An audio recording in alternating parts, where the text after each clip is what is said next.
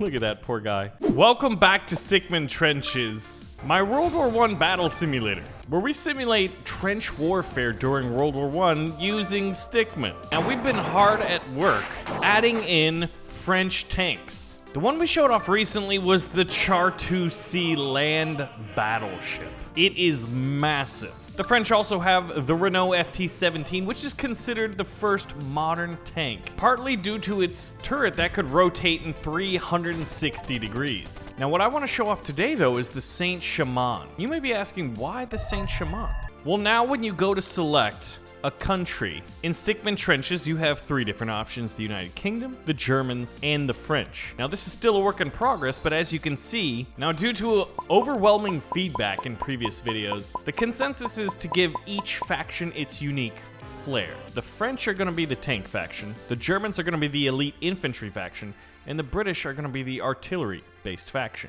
The hope is that they each have a unique unit, a passive ability, and an active ability through technology. So the French have 4 tanks, and we're gonna get to see all of them, including the new, never seen before Saint-Chamond in action today. So let's start out a battle. We'll go to normal difficulty, be the French, and remember that you can get Stickman Trenches on Steam, or you can wishlist it and wait for it to go on a sale. Our recent reviews are over 90% due to all of the hard work we've been putting into the game, so thank you for your support. So I know I definitely want the medium tank, and the French are unique in that they have a super heavy. I'm thinking we just save up for that one, and we try to take part of the middle ground. We're gonna use some of our early money here to build up a machine gun nest, and now this is when we're pretty vulnerable to counterattack. If they were to attack and take that trench before the machine gunner were to get there, he would die.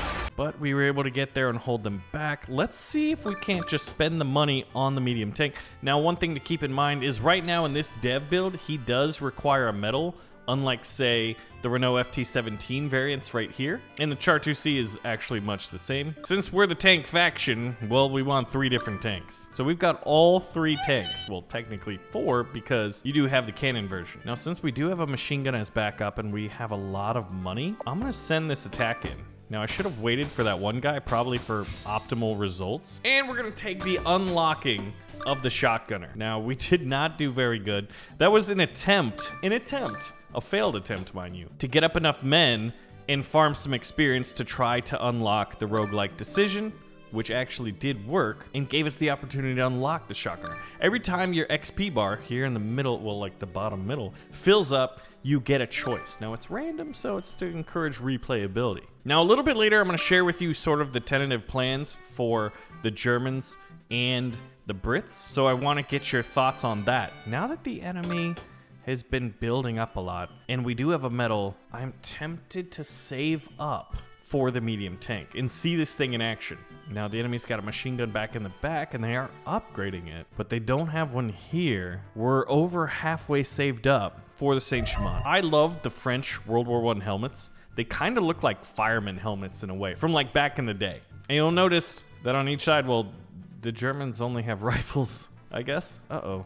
Are they saving up for artillery? Here we go, we've got the money. But you'll notice that helmets are unique to the unit class. Like here you see a machine gunner with the 2 little stripes, a shotgunner with the little leather strap. Because when you have stickmen, you really want to differentiate them. Here it is in all of its beauty, the Saint-Chamond, which is called the Char Saint-Chamond. Now it's got a mass of 23 tons, a length of 8.9 meters. Normal armament was one 75mm gun right there in the front, and it was considered sort of an assault tank. Look at that. It just soaked up so much damage. Now, if we were to attack with the infantry, we probably would have taken that trench, but I wanted to see it in isolation. So we're gonna take the medal and we are going to summon another one and try to push through. After all, this is the new unit that we are seeing today in the video. Here he goes again. Now we've got the money to send in a 3rd. And this is early sort of testing, so do you think it's powerful enough? Should it be more powerful? Should it have better range? I mean, this thing just wiped out that entire trench. And now it's going for this one, which the enemy has. You know what? Let's unlock precision artillery. We've got a lot of medals, and we don't really know what to do with them right now. I'm playing on a lower difficulty, so I can keep up commentary and show off things sort of at leisure, as opposed to going to hard or brutal difficulty, which would be very difficult for me to keep up. You know what? Just a cheeky little trench raid here. All right, boys, get back. Now in the tech tree is where the active ability that each nation is going to have, and we need one for the French. We want it to be sort of tank related, so if you have an idea for that and you want to be part of the development process, well, leave a comment below on what you think it should be. And if you see one that's really good, make sure to give it an upvote. It's sort of a way to democratize the game development process here and get everybody, look at that poor guy, involved. Look at it going.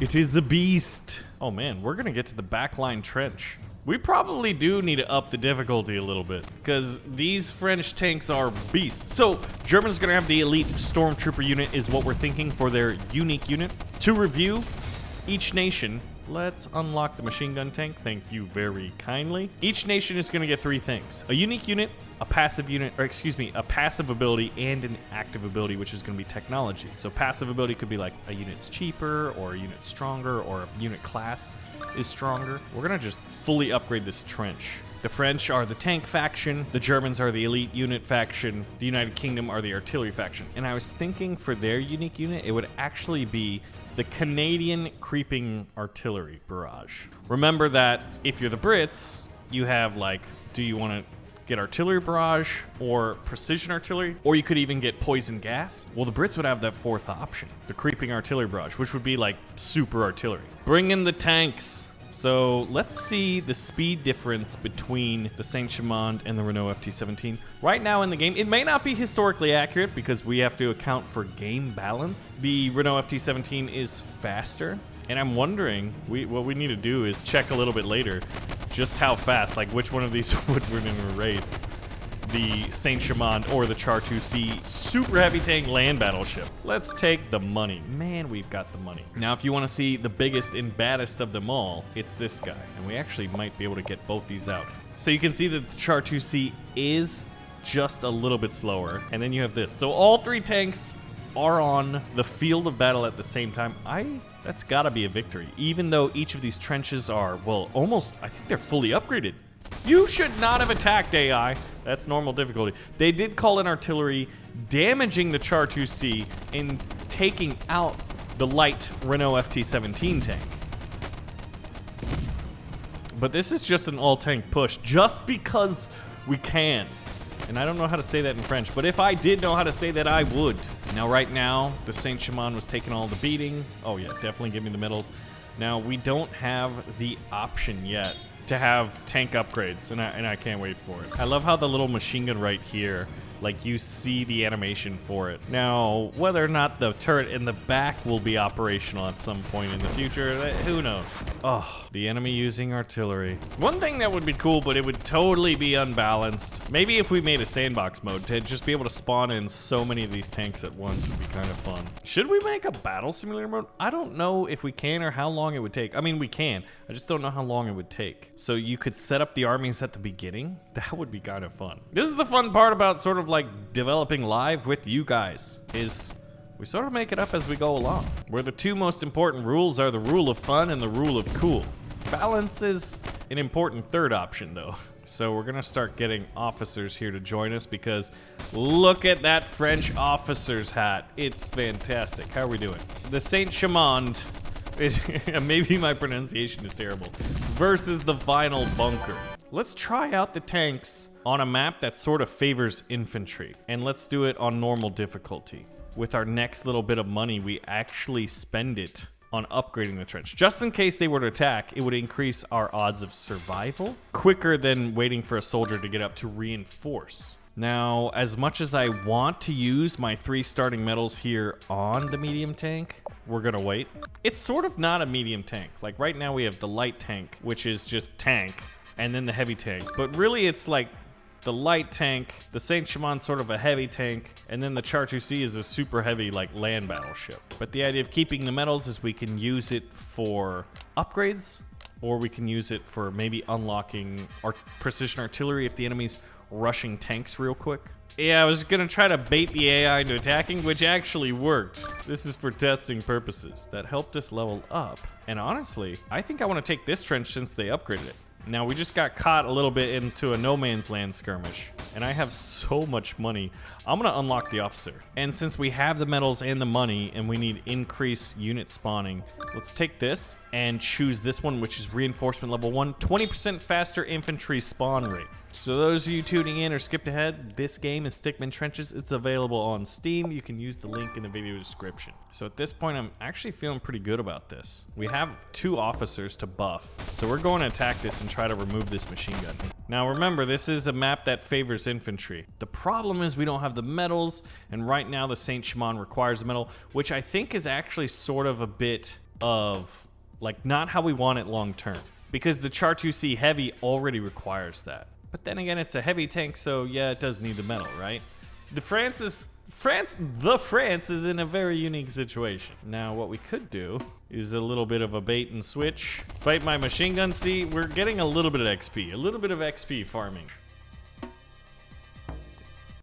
Are we exploiting our own AI?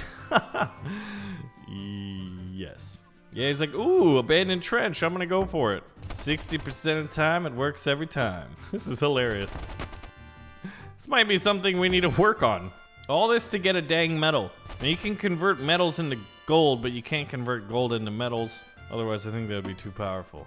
All right, we did it. Now, we don't have the option to get even more metals, which would be great, but we're gonna summon this beast, and we are going to push the enemy. The question of the day is, what should the active technology upgrade and passive ability be for all 3 factions, knowing that the French are going to be the quote-unquote tank faction, the United Kingdom is going to be the artillery faction, and the Germans are going to be the elite infantry faction.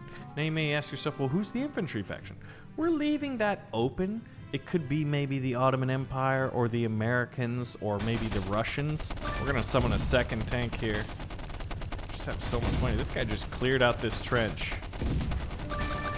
Gonna summon even more infantry, but we'll have a machine gun tanker ready and a heavy tank just in case when we XP up to the next level, we have the option of unlocking that and basically saving the medals that it would cost. I think that's one of the best uses. When it does happen, you gotta have RNGs on your side. RNG isn't random number generator.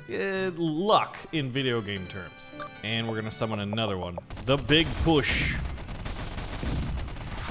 Oh, they coming. They used artillery and it survived. It is the heavy tank. We've got a massive infantry push ready and waiting for us. We could soften them up with artillery, but come on, tank faction going to tank. So yeah, passives and active tech upgrades for all 3 factions. And I guess it warrants a good question. We can start discussing it. Let's go, boys. What faction should we do next if we do another one? I feel like Russia's appropriate. Come on, let's win the war. We took it. The enemy headquarters is defeated, and look at that, 4 tank summon. On normal difficulty, we could do a proper tank push. So remember, Stickman Trenches is available out on Steam. If you want to be part of the development, please answer the question of the day, leave it in the comments below, and I'll see you guys in the next video. Thanks for watching, and thanks for supporting the game. Seeing very positive 92% rating on Steam is huge for us, guys. Thank you.